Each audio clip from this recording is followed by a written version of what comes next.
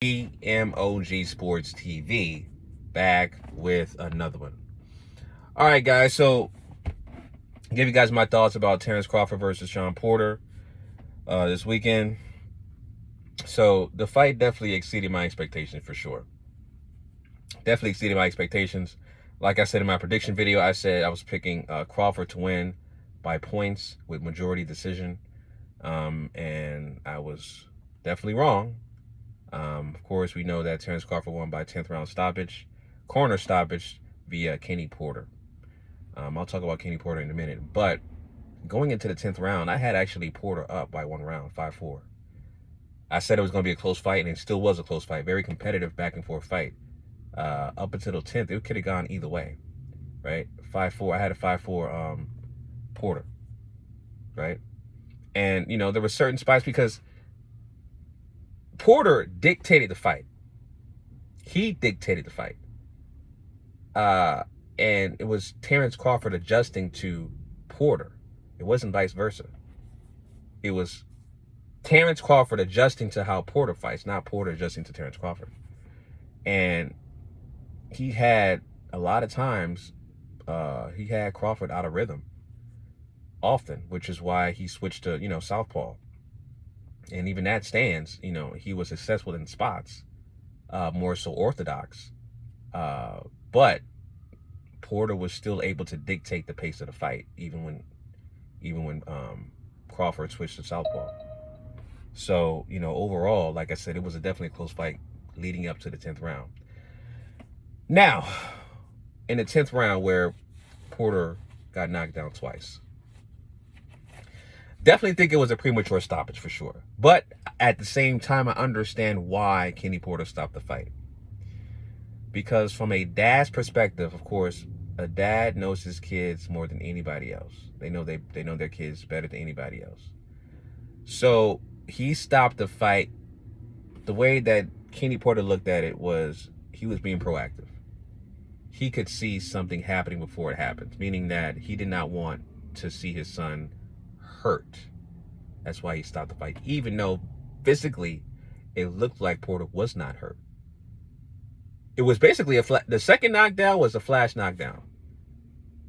He really wasn't hurt with either knockdowns, honestly. But the second knockdown that caused a stoppage he wasn't hurt. He was more frustrated because he went like this on the canvas, got up still frustrated, checked the referee, make sure he was okay. He said he can continue. And that's when Kenny Porter got up and threw the towel in. Right? If you watch the video, you see that one of Kenny Porter's assistants or person that he works with was stopping him from stopping the fight. He was preventing him from going up to stop the fight. Because Kenny Porter was like, no, I'm doing this. You saw the video on that. But like I said, Shawn Porter was not hurt. Everybody could see that he was not hurt in that knockdown. The fight definitely could have continued. It was definitely a premature stoppage. But at the same time, I understand why he stopped it. He was being proactive with his son. Nobody knows Shawn Porter better than Kenny Porter. That's his dad. So I understand that. Right? So at the same time, in regards to Terence Crawford, right?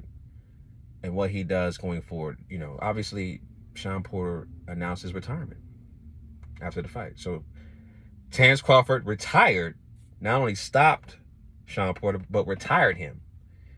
So Shawn Porter is officially retired, at least for now. But you know how boxing guys are. They retire one day and then a few years later they'll be coming back. So when a boxer says they're retired, just call it a hiatus.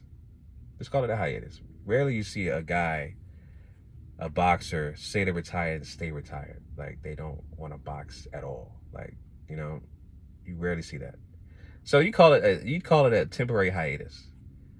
But I respect Shawn Porter's decision. He's, anybody he fights, he is going to be a competitive fight, regardless. I still don't consider Shawn Porter a gatekeeper. He's not a gatekeeper to me. He's definitely a competitor that could win. He's just in a very tough division, But Shawn Porter is still game. If he didn't retire, he'd still be shit, I still think he's a B class fighter. Definitely a B class fighter for sure, right? But as far as Terence Crawford is concerned, what he does next, I'm glad he's leaving Top Rank. I want to see him fight Errol Spence. I know Errol Spence was in the building. Errol Spence didn't do anything but leave after the fight was over. Didn't call him out or nothing. Didn't show up in the ring. Just left. Body language says a lot, right? So Errol Spence seemed disinterested in the fight with Terence Crawford, and that fight's been brewing for years. But I would definitely like to see that fight next year in 2022 for sure, between Terence Crawford and Errol Spence. And they're also talking about fighting Josh Taylor, Terence Crawford versus Josh Taylor in the UK. Big fight. That's a big fight. I would love to see that fight. Love to see that fight. Right. But overall, man, like I said, the fight exceeded my expectations. It was a great fight overall. A lot of things transpired, and I'm definitely looking forward to what's next for Terence Crawford, right? He still has a lot of options where he could fight. Now that he's a free agent, he can pretty much do what he wants to do without Bob Arum, and looking forward to it for sure. All right, guys, so let me know your thoughts on that. Leave your comments down below, family. Until next time, GMOG Sports TV signing out.